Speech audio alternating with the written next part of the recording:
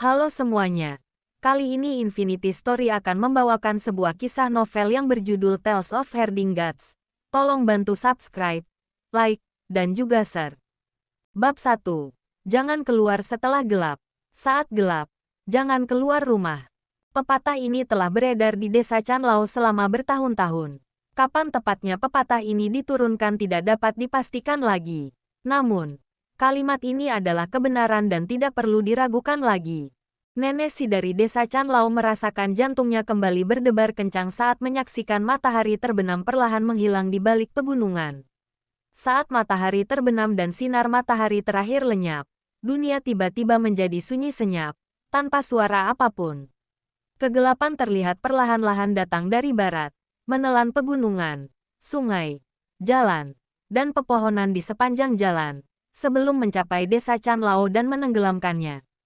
4 patung batu kuno berdiri di 4 sudut desa Chanlao. Patung-patung batu itu bercorak dan kuno. Bahkan nenek si pun tidak tahu siapa yang memahat patung-patung batu ini atau kapan patung-patung itu ditempatkan di sini. Saat malam tiba, keempat patung batu itu memancarkan cahaya redup dalam kegelapan. Patung-patung batu itu tetap menyala, membuat nenek si dan para tetua desa bisa bernapas lega. Kegelapan di luar desa semakin pekat. Tetapi dengan cahaya dari patung-patung batu, desa Chanlao masih dianggap aman. Tiba-tiba, telinga nenek si berkedut. Dia terdiam dan berseru, "Dengar, ada tangisan anak di luar." Ma tua, yang berada di sampingnya, menggelengkan kepalanya dan berkata, "Mustahil, kamu salah dengar. Tunggu, memang benar ada tangisan bayi." Tangisan bayi terdengar dari kegelapan di luar desa. Semua tetua desa lainnya, kecuali mereka yang tuli, mendengar tangisan itu. Para tetua saling memandang dengan kebingungan. Desa Chanlao terpencil dan sunyi. Bagaimana mungkin seorang bayi muncul di dekat mereka? Aku akan pergi melihatnya. Nenek si menjadi gembira dan berlari dengan kaki kecilnya menuju salah satu patung batu di desa. Ma tua buru-buru menghampirinya. "Nenek si, apakah kau gila? Hari sudah gelap. Meninggalkan desa berarti kematian. Aku akan membawa patung batu ini keluar dari desa. Makhluk-makhluk di kegelapan takut pada patung batu itu. Aku tidak akan mati untuk sementara waktu." Nenek si membungkuk, ingin menggendong patung batu itu di punggungnya. Tetapi karena ia bungkuk, ia tidak mampu mengangkatnya. Kakek Ma menggelengkan kepalanya. "Biar aku saja yang melakukannya. Aku akan menggendong patung batu itu dan menemanimu." Seorang tetua lainnya berjalan pincang mendekat dan berkata, "Nenek, Anda hanya punya satu lengan. Anda tidak akan mampu menopang patung batu itu lama-lama. Saya punya kedua tangan, jadi biarkan saya yang membawanya." Ma tua menatapnya tajam. "Dasar si cacat sialan. Kau kehilangan satu kaki. Apakah kau bahkan bisa berjalan? Meskipun aku hanya punya satu lengan, lengan ini sangat kuat." Dia mengangkat patung batu itu dengan satu tangannya dan memantapkan langkahnya. Patung batu itu sangat berat. "Nenek si, ayo pergi. Jangan panggil aku wanita tua yang sudah mati. Lumpuh, bisu. Kalian semua harus lebih berhati-hati dengan satu patung batu yang hilang dari desa. Jangan biarkan hal-hal di kegelapan menyelinap masuk." Ma tua dan nenek si berjalan keluar dari desa Chanlao. Beberapa hal aneh di kegelapan bergerak di sekitar mereka berdua. Tetapi ketika cahaya dari patung batu menyinari mereka, mereka mundur kembali ke kegelapan dengan suara mencicit yang aneh. Keduanya mengikuti suara tangisan itu dan maju sekitar 100 langkah ke tepi sungai besar. Tangisan bayi itu berasal dari tepi sungai. Patung batu itu memancarkan cahaya redup yang tidak menjangkau terlalu jauh. Keduanya dengan hati-hati melacak arah suara itu dan berjalan ke hulu menyusuri sungai. Setelah berjalan puluhan langkah, tangisan itu sudah dekat. Lengan tunggal Ma tua sudah kesulitan menopang berat badannya. Mata nenek si berbinar saat melihat sedikit cahaya. Itu adalah keranjang yang terletak di tepi sungai. Cahaya itu berasal dari keranjang. Dan tangisan itu juga berasal dari keranjang. Benar-benar ada seorang anak. Nenek si melangkah maju dan mengangkat keranjang itu. Tetapi ia sedikit terkejut dan tidak mampu mengangkatnya. Di bawah keranjang itu ada sebuah lengan yang memucat karena basah kuyup oleh air sungai. Lengan inilah yang telah menopang keranjang dan anak di dalamnya. membantu mereka sepanjang perjalanan hingga ke tepi sungai. Tenang saja, anak itu aman, bisik Nenesi kepada wanita di bawah air. Mayat perempuan itu seolah mendengar kata-katanya. Telapak tangannya terlepas, dan dia hanyut terbawa arus sungai, menghilang ke dalam kegelapan. Nenesi mengangkat keranjang itu. Di dalamnya ada bayi yang dibungkus kain. Sebuah liontin giok diletakkan di atas kain pembungkus itu, memancarkan cahaya. Cahaya dari liontin giok ini sangat mirip dengan cahaya dari patung-patung batu, tetapi jauh lebih lemah. Liontin giok inilah yang melindungi anak di dalam keranjang dari hal-hal di dalam kegelapan. Namun, cahaya dari liontin giok itu sangat lemah.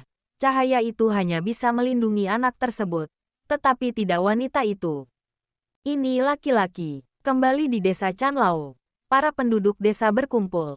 Mereka semua adalah orang tua, lemah, sakit, dan cacat. Nenesi menyingkirkan kain pembungkus bayi untuk melihat dan menyeringai. Beberapa giginya yang tersisa berserakan. Desa Chanlao kita akhirnya memiliki seorang manusia utuh. Si lumpuh, yang hanya memiliki satu kaki, berkata dengan terkejut, Nenesi, kau berencana membesarkannya. Kami saja hampir tidak mampu menghidupi diri sendiri. Kurasa lebih baik mengirimnya pergi saja. Nenesi sangat marah. Aku menemukan anak ini dengan kemampuanku sendiri. Mengapa aku harus menyerahkannya? Para penduduk desa bersikap patuh dan tidak berani membantahnya. Kepala desa tiba dengan tandu. Kondisinya lebih menyedihkan daripada yang lain. Sementara yang lain setidaknya masih memiliki beberapa anggota tubuh. Meskipun lebih sedikit daripada orang normal, dia sama sekali tidak memiliki lengan atau kaki. Namun, semua orang sangat menghormatinya, dan bahkan Nenesi yang galak dan jahat pun tidak berani lancang. Karena kita akan membesarkannya, kita harus memberinya nama, kan? Kepala desa berkata, Nenek, lihat apakah ada barang lain di dalam keranjang. Nenesi menggeledah dan menggelengkan kepalanya. Hanya ada liontin giok ini. Tidak ada catatan atau apapun lainnya. Ada aksara di liontin giok ini. Aksara Qin. Liontin giok ini tidak memiliki kekotoran dan mengandung kekuatan aneh. Ini bukan barang biasa. Kemungkinan besar berasal dari keluarga kaya, kan? Apakah namanya Qin? Ataukah nama keluarganya Qin? Kepala desa berpikir sejenak dan berkata, biarlah nama keluarganya Qin. Dan namanya Mu, Qin Mu. Saat ia dewasa, kita akan menyuruhnya menggembalakan ternak, setidaknya ia bisa mencari nafkah. Qin Mu, Nenesi memandang bayi yang dibungkus kain. Bayi itu tidak takut padanya dan malah mengoceh serta tertawa. Di tepi sungai, suara seruling terdengar. Seorang penggembala sapi duduk di punggung sapi sambil memainkan seruling. Suaranya jernih dan merdu. Penggembala sapi ini berusia 11 atau 12 tahun. Tampan dengan fitur wajah yang halus, bibir merah, dan gigi putih. Bajunya setengah terbuka, dan liontin giok tergantung di dadanya. Anak muda ini adalah bayi yang ditemukan Nenesi di tepi sungai 11 tahun yang lalu. Selama bertahun-tahun, para tetua desa dengan susah payah membesarkan anak itu. Nenesi entah bagaimana berhasil mendapatkan seekor sapi, sehingga bayi Qin Mu dapat minum susu sapi setiap hari, membantunya bertahan hidup di masa ketika bayi rentan terhadap kematian dini. Meskipun penduduk desa Chanlao semuanya garang dan jahat, mereka sangat baik padanya.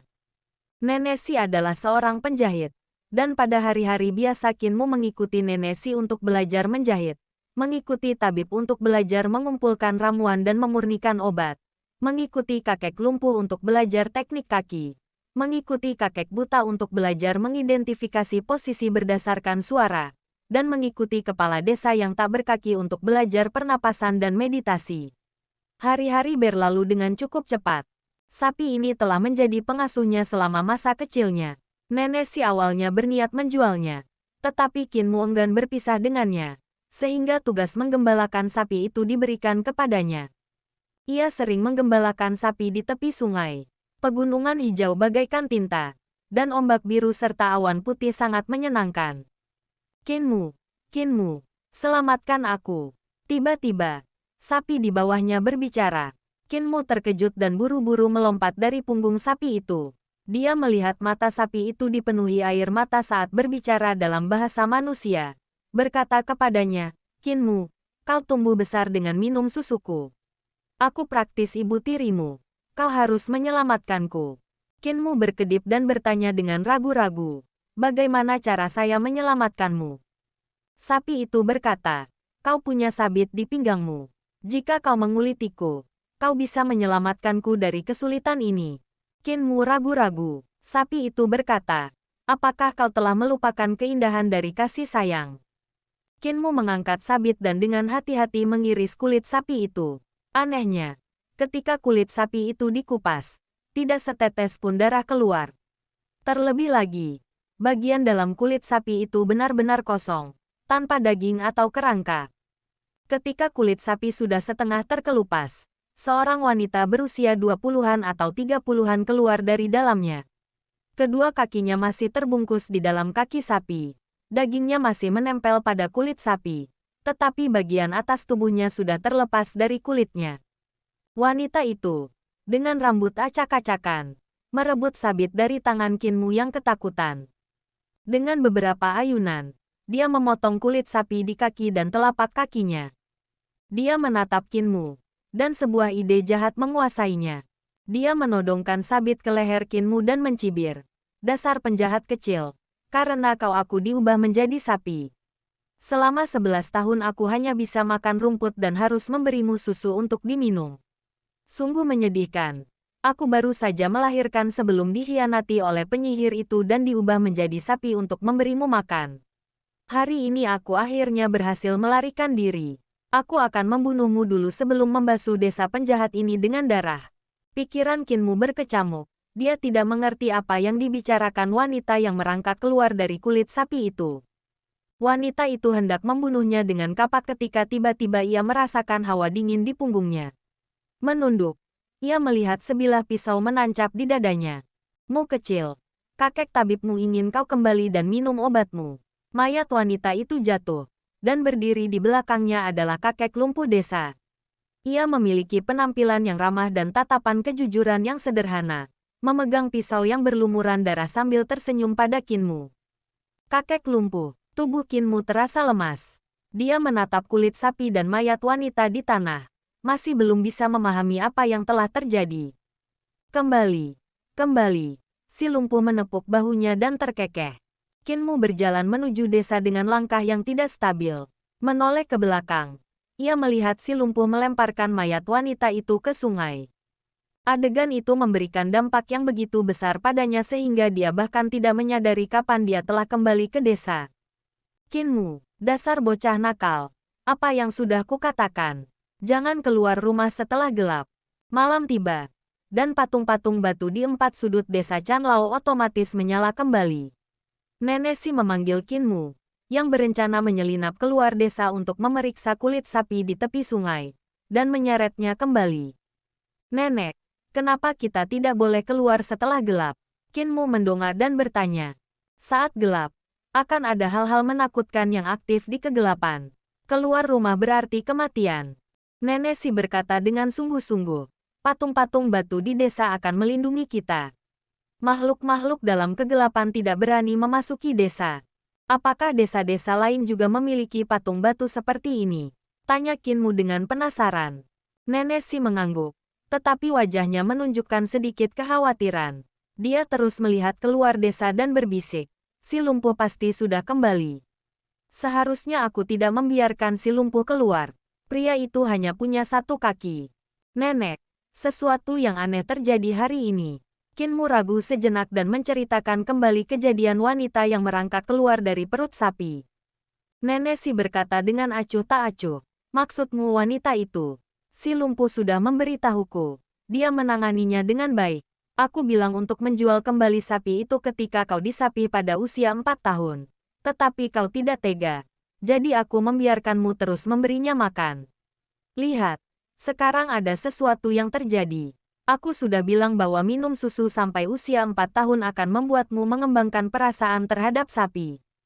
Qinmu tersipu. Disapi pada usia 4 tahun memang cukup lama. Tetapi sepertinya proses penyapihan bukanlah poin utamanya, kan?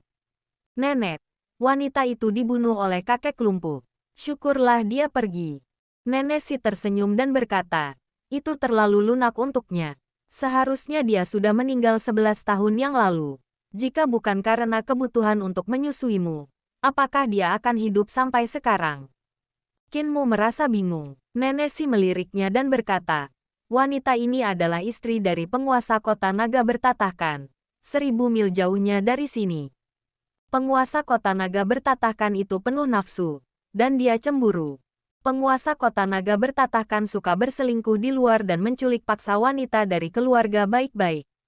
Setiap kali penguasa kota naga bertatahkan merusak kesucian seorang wanita, istri penguasa kota ini akan mengirim orang untuk memukuli wanita itu sampai mati.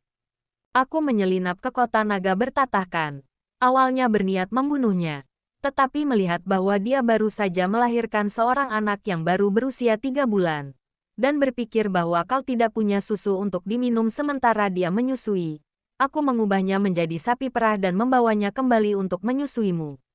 Aku hanya tidak menyangka wanita ini benar-benar bisa melepaskan diri dari segel dan bisa berbicara. Dia hampir melukaimu. Kinmu tercengang dan langsung berkata, Nenek, bagaimana mungkin seseorang bisa berubah menjadi sapi? Nenek Si terkekeh, memperlihatkan separuh mulutnya yang dipenuhi gigi-gigi yang berserakan. Kau ingin belajar? Aku akan mengajarimu. Si lumpuh telah kembali. Kinmu melihat dan mendapati si lumpuh bersandar pada tongkat dengan satu tangan dan menggendong mangsa di punggungnya dengan tangan lainnya, terlatih-tatih ke arah mereka. Kegelapan menerjang desa seperti gelombang pasang. Nenek Si buru-buru berteriak, dasar si lumpuh sialan. Cepat, cepat. Kenapa terburu-buru? Si lumpuh masih berjalan menuju desa dengan tenang. Saat ia memasuki desa, kegelapan pekat menyelimuti desa. Mangsa di punggungnya adalah seekor harimau yang masih hidup dan belum mati. Ekornya tersapu oleh kegelapan, dan harimau itu tiba-tiba mengeluarkan lolongan yang memilukan. Kinmu segera melihat dan menyadari bahwa ekor harimau itu telah tinggal tulang-tulangnya. Bulu dan daging di ekornya telah hilang, seolah-olah telah digigit oleh sesuatu. Ia menatap kegelapan di luar desa dengan rasa ingin tahu. Gelap gulita, dan tak ada yang bisa terlihat. Sebenarnya apa yang ada di dalam kegelapan itu? Gumamnya dalam hati. Bab 2. Darah 4 Roh. Nenek Si menariknya dengan gembira ke arah desa sambil tertawa. Berhenti melihat-lihat dan cepat kemari. Hari ini adalah hari besarmu. Kepala desa, Patuama, semuanya keluar. Api unggun dinyalakan di desa, dan kepala desa dibawa keluar dengan tandu lagi. Dia bertanya dengan suara berat, apakah keempat roh telah ditemukan? Mereka semua. Si Tuama yang bertangan satu menyeret seekor ular raksasa sepanjang beberapa puluh kaki. Ular itu berwarna hijau zamrud dan masih hidup, mengeluarkan bau amis, tetapi dipegang erat di lehernya oleh satu-satunya tangan si Tuama, sehingga tidak bisa bergerak. Si pandai besi bernama Mute membawa seekor burung besar yang bahkan lebih tinggi darinya, tetapi sayap dan kakinya terikat. Saat burung itu meronta-ronta, percikan api benar-benar keluar dari bulunya dengan suara berderak yang menakutkan. Pria buta itu membawa seekor kura-kura raksasa yang lebih besar dari meja. Tidak ada yang tahu berapa tahun kura-kura raksasa ini telah hidup, tetapi cangkangnya telah berubah menjadi kuning keemasan. Kakinya terlipat ke dalam cangkang, sesekali menjulurkan cakarnya. Kinmu melihat bahwa setiap kali cakar muncul, uap air akan naik di bawahnya, seolah-olah dapat mengangkat kura-kura emas dan membiarkannya terbang di atas kabut.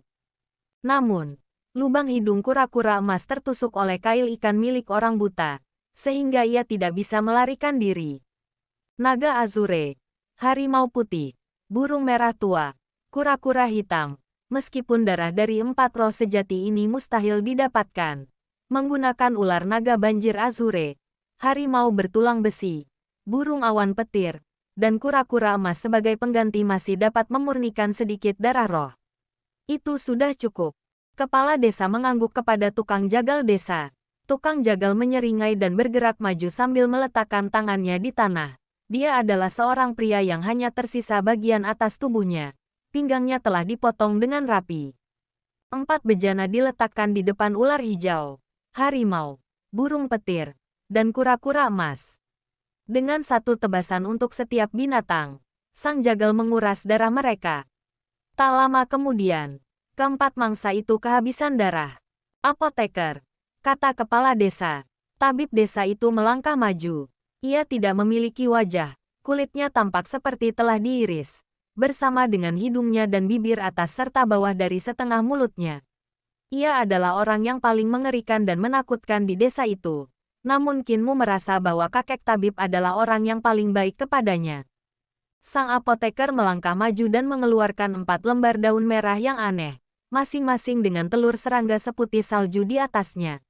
Dia menjatuhkan 1 lembar daun ke dalam setiap wadah dan mengamati saat telur-telur itu menetas. Ulat sutra merayap ke daun untuk meminum darahnya. Ulat sutra ini tumbuh dengan cepat saat bersentuhan dengan udara. Semakin banyak darah yang mereka minum, semakin besar ukuran mereka. Tak lama kemudian, darah di keempat bejana itu habis dihisap, menyisakan 1 serangga gemuk dan besar di setiap bejana. Sang tabib mengambil segenggam bubuk kristal putih yang tampak seperti garam dan menaburkannya ke dalam bejana. Kinmu menyaksikan dengan takjub saat keempat serangga gemuk itu menyusut dengan cepat. Setelah beberapa saat, sang apoteker mengambil keempat serangga itu, yang masing-masing kini hanya sebesar telapak tangan.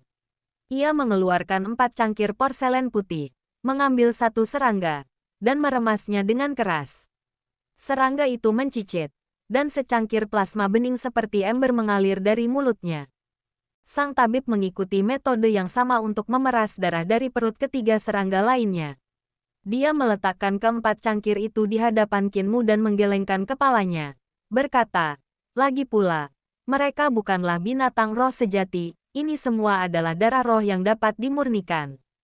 Mu kecil, tubuh manusia mengandung 7 harta karun agung, embrio roh, 5 cahaya, 6 harmoni, 7 bintang, makhluk surgawi, kehidupan dan kematian, dan jembatan ilahi. Ketujuh harta karun ini terlahir tersegel, seperti gudang harta karun yang terkunci. Itulah sebabnya mereka disebut 7 harta karun ilahi. Suara kepala desa mengandung sedikit keagungan. Di bawah cahaya api unggun yang berkelap-kelip, wajahnya berubah-ubah antara terang dan gelap saat ia berkata dengan hikmat. 7 harta karun ilahi berada dalam keadaan tersegel dan harus dibuka oleh seniman bela diri itu sendiri. Rintangan yang mencegah seniman bela diri membuka harta karun ilahi adalah dinding-dinding, dinding embrio spiritual, dinding 5 cahaya, dinding 6 harmoni, dinding 7 bintang, dinding makhluk surgawi, dinding hidup dan mati, dan dinding jembatan ilahi. Proses menembus ketujuh dinding ini disebut penembusan dinding. Matua yang bertangan satu dengan lembut mengelus kepala Kinmu dan tersenyum. Jika dinding itu tidak dapat ditembus, seseorang tidak dapat berkultivasi. Beberapa diberkati oleh surga. Dinding embrio spiritual mereka sudah hancur sejak lahir. Secara alami membuka perbendaharaan ilahi janin spiritual. Fisik ini disebut tubuh spiritual. Diberkati secara alami oleh para dewa. Mereka adalah kandidat utama untuk kultivasi. Mereka yang memiliki tubuh spiritual memiliki bakat yang jauh melampaui orang biasa, memungkinkan mereka untuk mencapai hasil 2 kali lipat dengan setengah usaha. Embrio spiritual memiliki 4 atribut. Jadi ada 4 jenis tubuh spiritual. Tubuh spiritual naga biru, tubuh spiritual harimau putih, tubuh spiritual burung merah, dan tubuh spiritual kura-kura hitam. Untuk memeriksa apakah seseorang memiliki tubuh spiritual, seseorang membutuhkan darah dari 4 roh ini. Sang tabib berkata, jika kau adalah tubuh roh naga biru, meminum darah roh naga biru akan merangsang ki naga biru. Matua adalah tubuh roh naga biru. Matua yang bertangan satu membuka kancing bajunya dan berdiri tanpa baju di hadapan Kinmu, membelakanginya dan berteriak pelan. Kinmu segera melihat seberkas ki hijau muncul di punggung Woutma, memanjang dari tulang ekornya hingga ke belakang kepalanya. Ki hijau itu perlahan berubah menjadi naga biru. Sisik dan kumisnya terlihat jelas. 1 cakar naga menjangkau lengan Woutma, sementara 2 cakar lainnya melilit kakinya. Ini adalah tubuh roh naga Azure. Matua yang bertangan satu itu mengenakan kembali pakaiannya. Nyonya Si adalah roh tubuh harimau putih. Nenek Si memutar matanya ke arahnya dan berkata, nenek tua ini tidak akan telanjang untuk kalian para hantu tua. Aku akan menggunakan kiku untuk mewujudkan wujudnya agar Qinmu bisa melihatnya. Tubuhnya sedikit gemetar, dan raungan harimau samar-samar bergema di belakangnya. Seekor harimau setinggi 12 kaki dengan alis putih tampak samar-samar di belakangnya. Setiap orang di desa ini adalah tubuh roh. Kita pernah memiliki kejayaan. Tetapi sekarang kita hanyalah sekelompok pria dan wanita tua yang tidak berguna. Nenek Si tersenyum dan berkata, kami, orang tua renta ini, tidak punya apa-apa lagi untuk diberikan kepadamu. 4 cangkir darah roh ini adalah bahan untuk menstimulasi tubuh roh. Jika kamu memiliki tubuh roh harimau putih, meminum darah roh harimau putih akan menstimulasi ki harimau putih dalam embrio rohmu. Jika kamu memiliki tubuh roh burung merah, darah roh burung merah akan mengaktifkan ki burung merah dalam embrio rohmu. Begitu pula dengan tubuh roh kura-kura hitam. Minung, kepala desa, Nenek Si, dan yang lainnya semuanya menatap Qinmu dengan tatapan penuh harap. Jantung Qinmu berdebar kencang. Meskipun dia terpaksa mengonsumsi banyak hal aneh saat belajar mengumpulkan ramuan dan memurnikan obat dari tabib, tidak ada yang seaneh ini. Dia mengambil cangkir porselen putih. Darah roh di dalamnya sangat panas. Itu adalah darah roh burung merah. Qinmu menenggaknya dalam sekali teguk, merasakan api menjalar ke tenggorokannya dan mencapai setiap anggota tubuhnya. Untuk sesaat, dia merasa seolah-olah api yang berkobar telah dinyalakan di dalam dirinya, membuat darahnya sendiri terasa seperti mendidih. Setelah beberapa saat, sensasi terbakar itu mereda. Si bisu, apakah dia roh tubuh burung merah? Tanya kepala desa. Pandai besi bisu itu menggelengkan kepalanya. Kepala desa berkata, Qinmu, lanjutkan. Qinmu meminum dari cangkir porselen putih kedua. Di dalamnya terdapat darah roh harimau putih. Meminumnya terasa seperti menelan tembaga dan besi cair yang bercampur dengan ampas besi, sepat dan menyengat. Setelah masuk ke tubuhnya, seluruh tubuhnya merasakan rasa sakit yang menyengat. Tak lama kemudian, rasa sakit itu menghilang. Bukan tubuh roh harimau putih. Nenek Si menggelengkan kepalanya, tampak agak kecewa. Qinmu, cangkir ketiga, kata kepala desa dengan suara berat. Qinmu meminum cangkir ketiga, darah spiritual naga biru yang dimurnikan dari ular hijau raksasa. Cangkir darah spiritual ini membuat otot dan darahnya terasa membengkak dan kembung. Organ dalamnya terasa tertekan tidak nyaman. Tetapi sensasi pembengkakan itu juga cepat menghilang. Matua menunjukkan ekspresi kecewa dan menggelengkan kepalanya. Bukan tubuh roh naga Azure. Kalau begitu, itu pasti tubuh roh kura-kura hitam. Sang apoteker tersenyum tipis. Senyum yang jarang terlihat, yang justru membuat wajahnya tampak lebih mengerikan. Qinmu meminum cangkir terakhir darah roh kura-kura hitam. Tubuhnya terasa ringan, seolah-olah sedang berendam di air sungai. Tetapi perasaan ini pun cepat menghilang. Dia juga bukan tubuh roh kura-kura hitam. Sang apoteker menggelengkan kepalanya. Para penduduk desa di dekat api unggun terdiam. Si jagal berkata, jadi itu artinya dia hanyalah orang biasa. Nenek Si tiba-tiba menangis terseduh-seduh. Kita semua sudah tua dan tidak berguna. Jika kita mati, dia tidak akan bisa bertahan hidup. Tempat ini sangat berbahaya. Dia tidak akan bertahan sehari pun. Qinmu menggenggam tangannya dan berkata lembut, Nenek, jangan menangis. Nenek dan kakek adalah orang baik. Kalian semua tidak akan meninggal. Orang baik, hehe. Matua tertawa mengejek diri sendiri dan berkata, kita orang-orang tak berguna ini terpaksa masuk ke reruntuhan besar dan telah berjuang untuk bertahan hidup sampai sekarang. Reruntuhan besar terlalu berbahaya. Tanpa kita, akan sangat sulit bagimu kecil untuk bertahan hidup. Kita harus mengirimnya keluar dari reruntuhan besar. Di luar jauh lebih aman. Si jagal berkata dengan dingin, jika kita mengirimnya keluar, musuh kita akan menemukan kita dan kita semua akan mati. Dia akan terlibat karena kita dan akan mati juga. Desa Chanlao kembali hening. Tiba-tiba, kepala desa berkata, bagus. Nenek Si bingung. Apa yang baik? Kepala desa tersenyum. Saya bilang, fisiknya bagus, dia kandidat yang baik. Tukang jagal, apoteker, dan yang lainnya semuanya tercengang. Tidak mengerti maksudnya. Kepala desa tertawa dan berkata, kurasa Littlemu pasti tipe fisik lain. tubuh penguasa yang menggabungkan kekuatan keempat fisik utama. Overlord Body, Nenek Si dan yang lainnya tampak bingung. Mereka semua berpengalaman dan berpengetahuan luas, namun mereka belum pernah mendengar nama Overlord Body. Ya, tubuh penguasa tertinggi. Kepala desa tertawa. Darah roh biasa sulit untuk menstimulasi tubuh penguasa.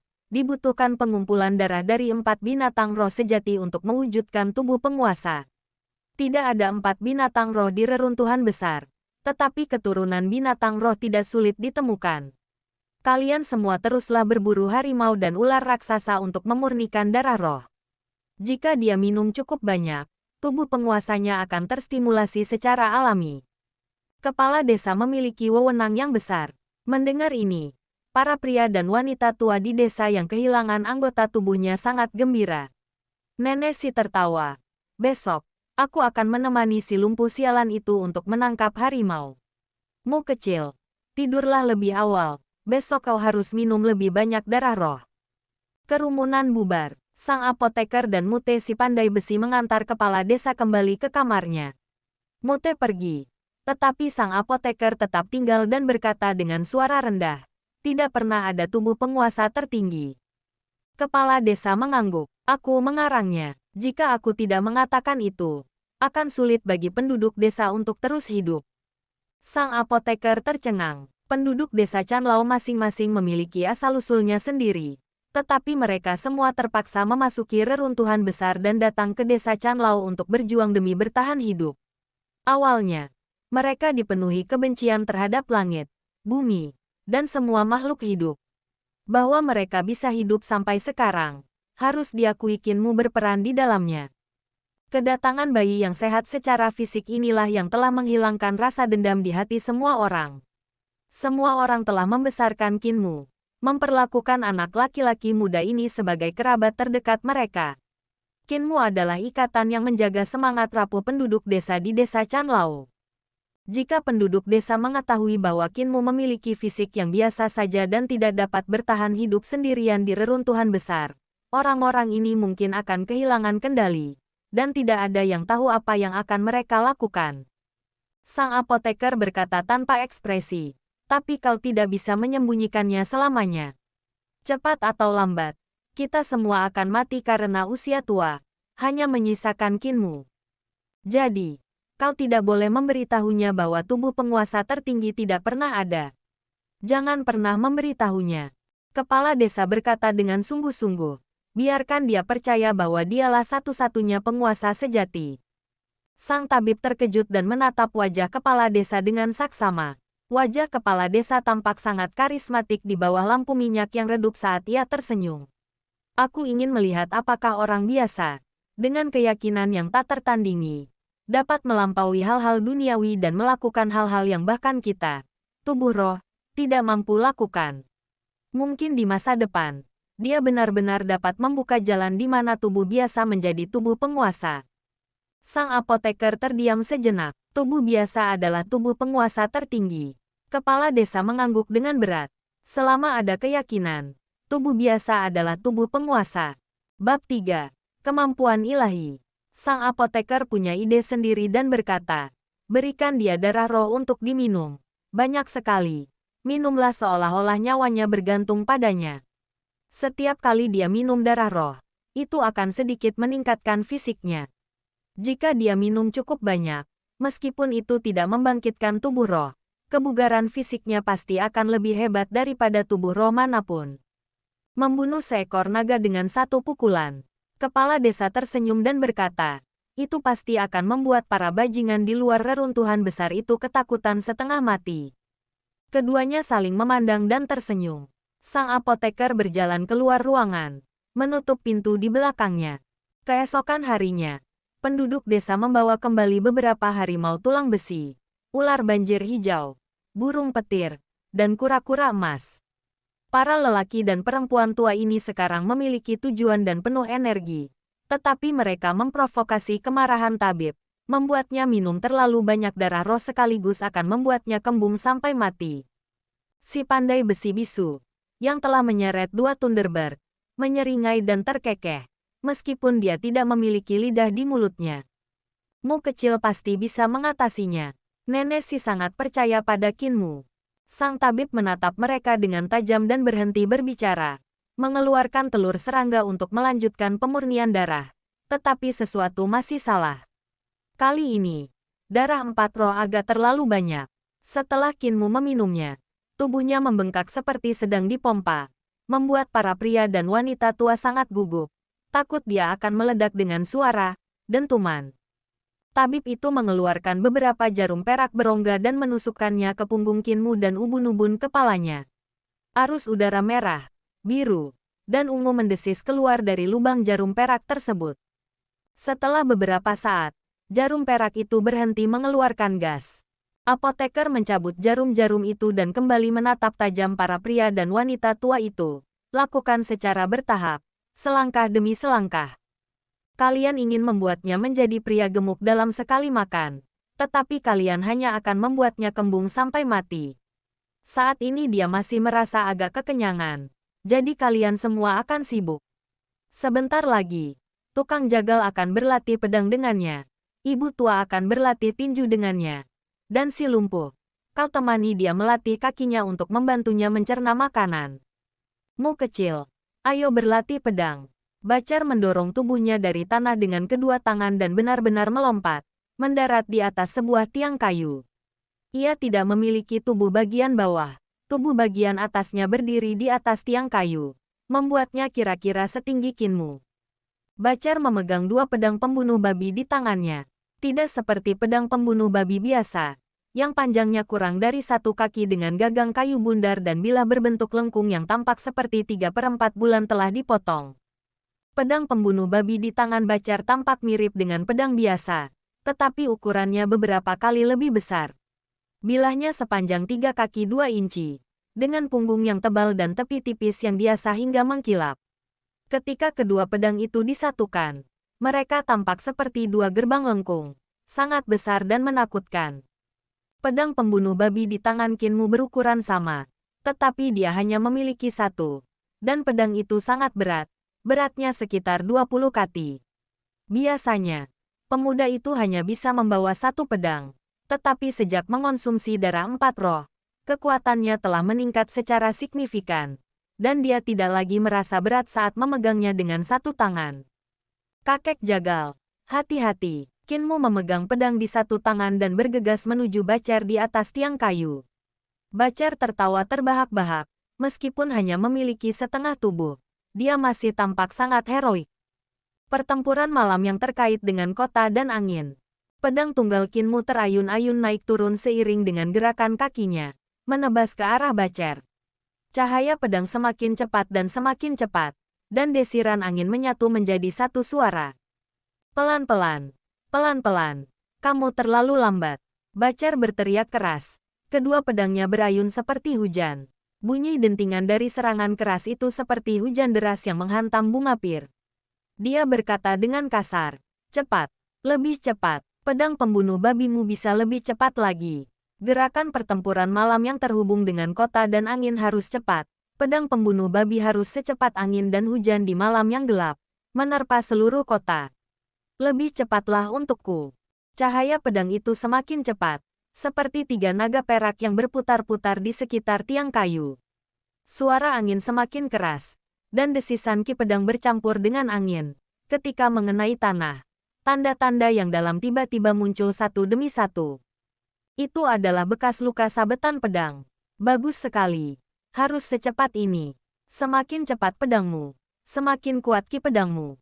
Tapi kau masih belum cukup cepat. Kau harus sangat cepat sehingga niat pedangmu seperti api yang berkobar, membakar, dan terus membakar. Bacar bertindak seperti orang gila. Tangannya menari-nari dengan pedang begitu cepat hingga membuat mata Kinmu kabur. Dia berteriak, bakar, bakar, biarkan pedangmu terbakar. Biarkan kimu terbakar. Biarkan rohmu terbakar. Setelah terbakar, muncullah kemampuan ilahi. Suara mendesing saat pedangnya menebas. Gesekan antara bilah dan udara justru menyebabkan pedang itu menyala dengan suara desir. Kedua pedang itu seperti 2 naga api yang saling meliuk-liuk. Momentumnya semakin lama semakin menakjubkan. Naga-naga api itu menerkam langsung ke arah Kinmu. Kinmu tidak punya cara untuk menghadang mereka. Tetapi tiba-tiba kedua naga api itu melesat ke langit, menerobos kegelapan malam di atas desa Chanlao. Sungguh menakjubkan. Kinmu tercengang. Pedang si jagal benar-benar menakutkan. Di atas desa, kegelapan menyelimuti, menelan naga api, cahaya pedang, dan ki pedang sepenuhnya. Kegelapan itu seolah memiliki kehidupan sendiri. Tampak sangat marah karena Bacar telah mengangkat pedangnya untuk menebasnya. Kegelapan yang sangat mencekam menekan desa itu, seolah ingin menelan desa itu seluruhnya. Namun, cahaya dari patung batu di 4 sudut desa tiba-tiba menjadi terang, mengusir kegelapan kembali. Astaga, Bacar memegang pedangnya dengan kedua tangan, menyandarkannya pada tiang kayu, dan berteriak ke langit. Tampak agak gila, aku akan membelah kegelapan ini cepat atau lambat, dan aku akan membunuh jalan kembali cepat atau lambat. Yang terpotong adalah pinggangku, dan yang hilang adalah kakiku, tetapi bukan kepalaku. Aku akan membunuh. Kakek jagal gila lagi, tapi pedang kakek jagal benar-benar terlalu cepat, menyempurnakan teknik pedang menjadi kemampuan ilahi. Kapan aku bisa berlatih secepat dia? Kinmu memandang si jagal yang gila itu dengan kagum, meletakkan pedang pembunuh babinya, dan pergi mencari matua yang bertangan satu. Pedang tukang daging harus mampu memotong api agar menjadi kemampuan ilahi, sedangkan pukulanku harus menghasilkan suara gemuruh agar menjadi kemampuan ilahi. Matua tampak serius, satu lengannya mengepal, dan tulang-tulangnya mengeluarkan serangkaian bunyi letupan. Ia berkata dengan tenang, "Mu kecil, ketika kau bisa memegang petir di tanganmu, tinjumu akan dianggap telah mencapai sedikit keberhasilan." Pedang tukang daging memang cepat, tetapi pukulanku menembus batasan suara dan kendala udara, meledak dengan kekuatan yang tak tertandingi. Satu tangan pun bisa berlatih pukulan, satu tangan pun bisa 1000 tangan, satu tangan pun bisa menghasilkan suara gemuruh dan petir. Gemuruh, terdengar suara gemuruh yang teredam. Itu adalah pukulan yang dilayangkan oleh ibu tua, terdengar seperti ledakan guntur. Bung, bung, bung. Serangkaian suara gemuruh menyusul. Mata telanjang Kinmu sulit menangkap kecepatan pukulan Matua. Bayangan kepalan tangan itu membuatnya melihat bahwa Matua yang tadinya bertangan satu kini bukan lagi bertangan satu, melainkan telah menumbuhkan ribuan lengan. Kepalan tangan Matua semakin cepat, dan ribuan lengannya benar-benar memegang petir di telapak tangannya. Cahaya listrik yang mendesis menyertai setiap sambaran, dengan guntur yang menggelegar dan percikan api beterbangan kemana-mana. Inilah Buddha 1000 tangan dari 8 bentuk suara guntur. Selama pukulanmu lebih cepat dari suara, kau dapat mengendalikan petir. Setiap pukulan dan serangan telapak tangan dapat menghancurkan jiwa dan tubuh lawan, mengirim mereka ke dalam kutukan abadi, dan tidak akan pernah bereinkarnasi. Matua menarik tinjunya dan berkata dengan suara berat, "Gunakan 8 bentuk suara guntur yang telah kuajarkan padamu untuk menyerangku. Keluarkan suara guntur yang dahsyat, pegang petir di tanganmu, dan kendalikan guntur itu." Kinmu menenangkan diri. Keterampilan yang diajarkan kakek Ma dan kakek jagal kepadanya hari ini berbeda dari sebelumnya.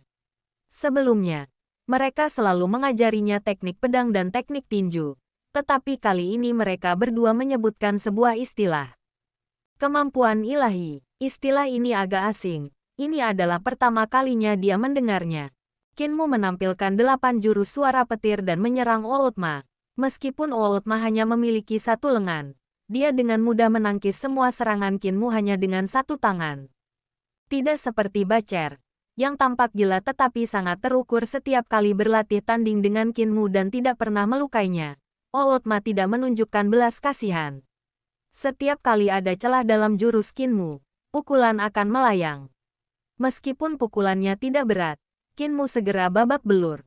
Barulah ketika Kinmu tidak mampu melanjutkan lagi, Patua mengizinkannya beristirahat. Kaki adalah angin, bumi, dan akar kekuatan. Si lumpuh bersandar pada tongkatnya. Ia hanya memiliki satu kaki yang tersisa, tetapi dialah yang mengajari Kinmu teknik kaki. Sebelumnya, Kinmu menganggap orang paling normal di desa itu adalah kakek lumpuh, yang selalu tersenyum jujur, memberikan kesan yang sangat dapat diandalkan. Namun sejak si lumpuh tersenyum tulus di tepi sungai sambil menikam hingga tewas wanita yang merangkak keluar dari kulit sapi, Qin Mu tidak lagi begitu yakin. Senyum si lumpuh adalah senyum yang menyimpan belati tersembunyi. Tak seorang pun tahu apakah senyumnya tulus atau palsu. Dia tersenyum dan berkata kepada Qin Mu, "Mu kecil." Si jagal memuji pedangnya. Matua memuji pukulannya. Tetapi kemampuan ilahi yang sebenarnya terletak pada kaki. Jika kau tidak bisa menebas lawan sampai mati atau mengalahkan mereka, apa yang kau lakukan? Tentu saja, kau berlari. Hidup adalah hal yang terpenting. Hidup bukan hanya tentang puisi dan negeri yang jauh. Ada juga perjuangan untuk bertahan hidup. Jadi, tetap hidup adalah kemenangan. Selama kau berlari cukup cepat, kau bisa berlari di dinding, berlari di air, dan bahkan berlari di langit. Jika kau berlari cukup cepat, semuanya akan menjadi permukaan yang rata, api dan udara semuanya rata. Ketika kau berlari begitu cepat sehingga suara tidak dapat mengejarmu dari belakang telingamu, maka kau akan memiliki penguasaan awal kemampuan ilahi teknik kaki. Mu kecil, ayo, kenakan beban besi.